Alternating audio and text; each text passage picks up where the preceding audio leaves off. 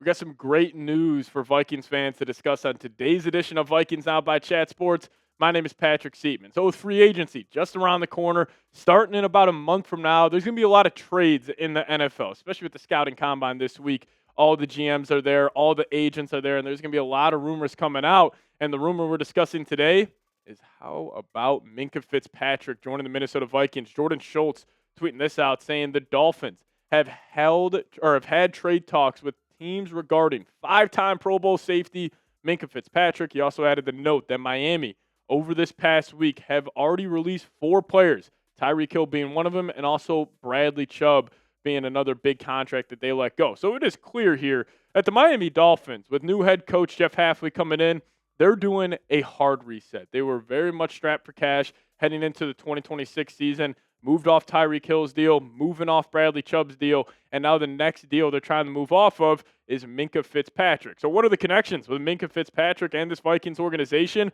Well, they are strong and they are heavy. Obviously, Brian Flores. Flores being his head coach when Minkah was originally with the Dolphins before he got traded to the Pittsburgh Steelers. And the latest time they connected was back in 2022 when Flores was working with the Steelers defense. He was also on that team. And then also Gerald Alexander, who the Vikings picked up this offseason, defensive pass game coordinator currently for the Minnesota Vikings, but he was a coach for Minkah Fitzpatrick in Pittsburgh. So the connections are there. Like, this will be a seamless transition in terms of Minkah picking up what Brian Flores and Gerald Alexander want to do on the back end, and Minkah is still playing great football. I mean, in 2025, had 82 tackles, 4 TFLs, was a playmaker on the back end, and we always talk about how important versatility is with these players in Brian Flores' system. Well, Minkah's just that. I mean, he can play some slot nickel corner for you. He can play some true traditional linebacker, just be a true traditional safety, whether it's free or strong. He can really do it all defensively, and he had a great year in 2025. His overall PFF grade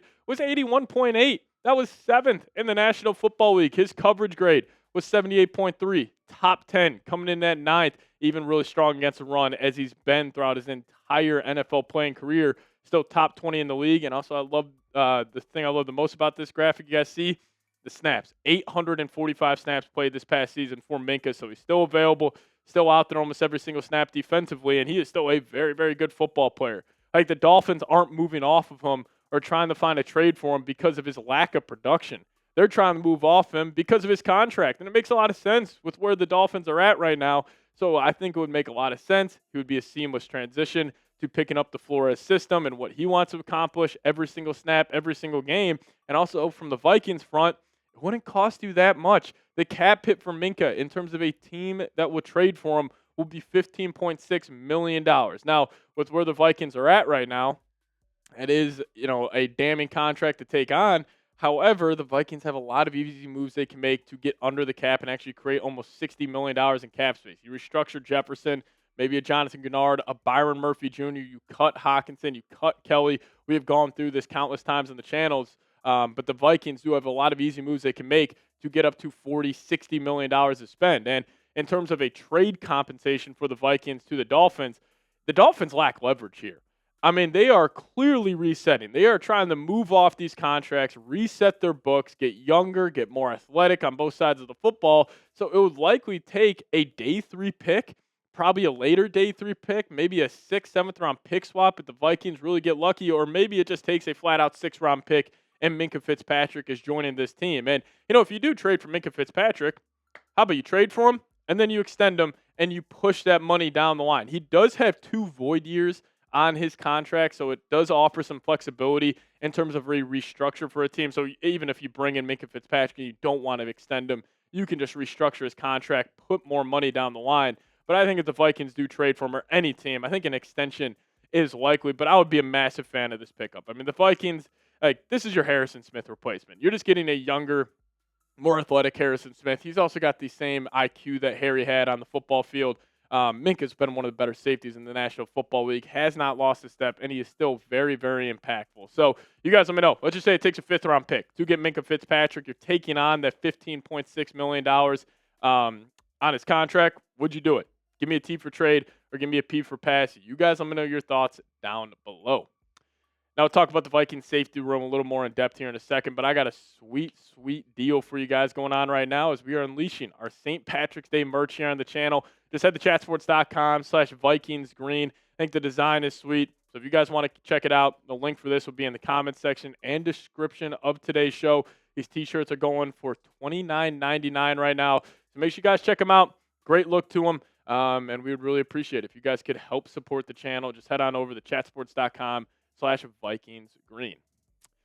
All right, so one of the biggest needs for the Vikings this offseason is no doubt the safety position. We know this. With Harrison Smith most likely retiring and a guy like Theo Jackson and Jay Ward maybe not playing as good as we thought they were going to play with an increased role this past season, they got to do something at the safety position. So they need a true safety because Josh Metellus, he's still kind of in that star position, do it all. He's more of like a slot, linebacker hybrid at this point of his NFL career. So we can start off here with the NFL draft. Now, Caleb Downs, he's a pipe dream. We would all want him. I would trade Jordan Addison to move up in the draft for him, but that's pretty unlikely. But there are two guys I absolutely love. One being Dylan Thieneman.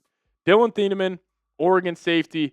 This dude is an absolute freak in nature. And I think he would be a seamless fit in the Flores system as well. Like, he really does scream a Brian Flores type of safety where he can hop down to the box. He can do a number of different things. He's very, very athletic too. He also hits very hard, so he adds that kind of physicality that you would want out of a secondary player. So I'll be in on Thieneman at 18, but also Emmanuel McNeil-Warren. I love this guy. 6'3", super long. His closing speed is absolutely ridiculous. And yes, he played his college football at Toledo, so people would be saying, oh, he's playing in the MAC. The level of competition isn't great. But when you watch this guy in film, if you're just watching Toledo versus Miami of Ohio and you're like, hey, pick out the NFL guy who looks different than everybody else, it's Emmanuel McNeil-Warren. This guy's an absolute stud. I'll be down to take him at pick 18 as well. But let's just say they're not looking at the draft. They're looking at free agency. Good options out there as well. Jalen Hawkins had a great year for the New England Patriots this past season.